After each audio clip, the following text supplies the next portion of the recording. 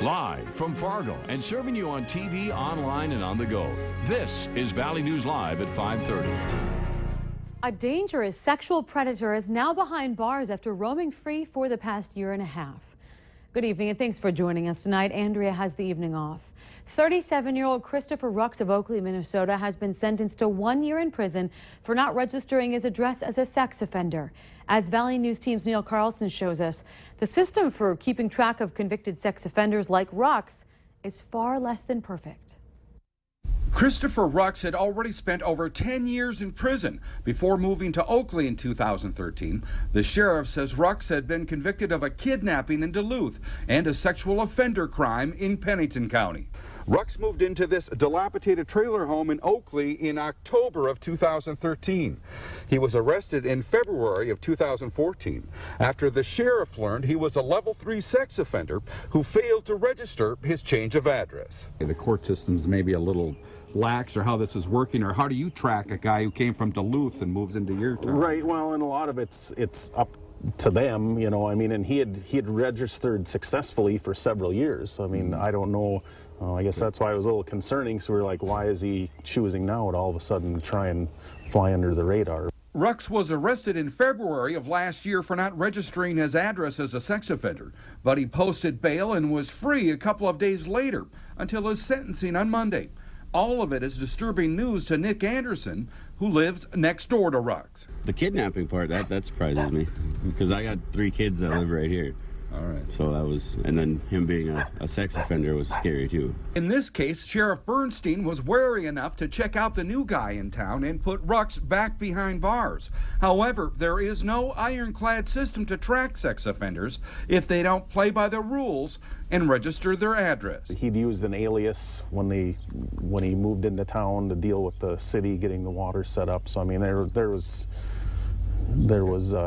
ill intentions there somewhere, I think. I mean, you know, fortunately, he never really committed any crimes here, but something wasn't right. Rux remains in the Polk County Jail and will be transported to the Minnesota Department of Corrections later this week to begin his latest 1-year prison sentence.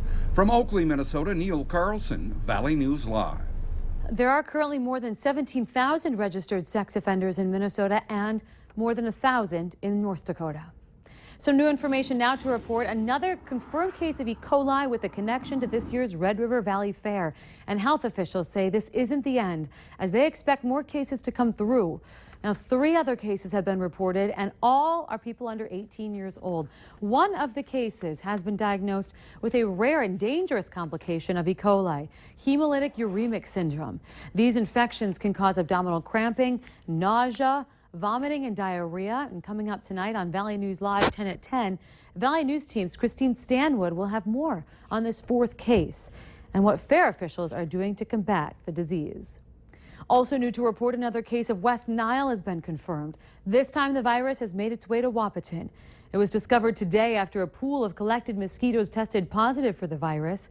Residents are encouraged to take extra measures to avoid being bitten. Now, if you have any questions, you are asked to contact the City of Wahpeton Public Works Department. The number is on your screen. One of 4 men charged with murder in a deadly beating outside of Fargo bars pleaded not guilty. Scott Moen says that he's not guilty of the murder charge in the 3 criminal counts of criminal conspiracy.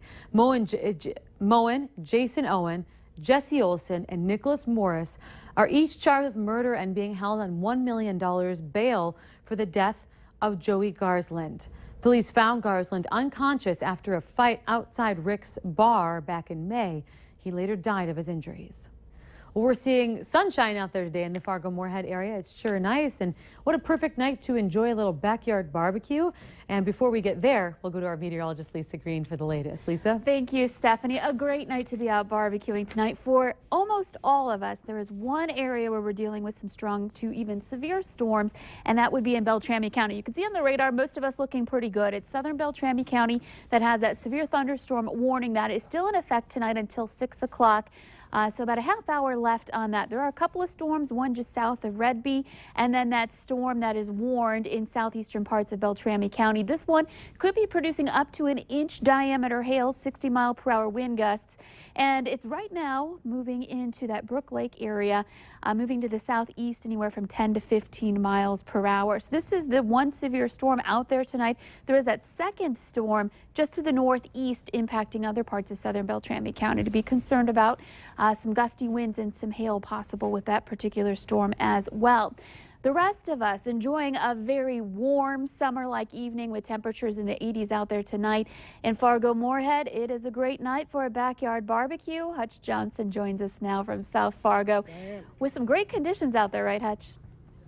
Yes, thanks so much. Lisa, I'm here with the big winner of the Cashwise Backyard Barbecue, Brian Kelly. Brian, where'd you sign up to win? 13th Avenue South, Fargo. And who's this handsome young fellow right here? It's my son, Ryan. Ryan, you have to say hi to somebody. Who are you saying hi to? Grandma Jean. Grandma Jean, down where's in Detroit Grandma Lakes. Jean live? Where does she live? Lakes area? Yep. Ah, very good. Well, he's an announcer, and nice of your family and friends to be able to show up tonight. We have those steaks. They're ready. We'll tell you how they are here in just a few minutes from the Cashwise Backyard Barbecue. Now back into the studio. I bet they're good. All right, thanks, Hutch. Another effort to ban abortions in North Dakota has been overruled. The law passed in 2013 did not allow women to get an abortion when a heartbeat was detected. That can be as early as 6 weeks into pregnancy. The law was quickly put on hold, though, after North Dakota's lone abortion clinic filed a lawsuit. Today, a federal appeals court upheld a decision made by a federal judge last year who ruled that law unconstitutional.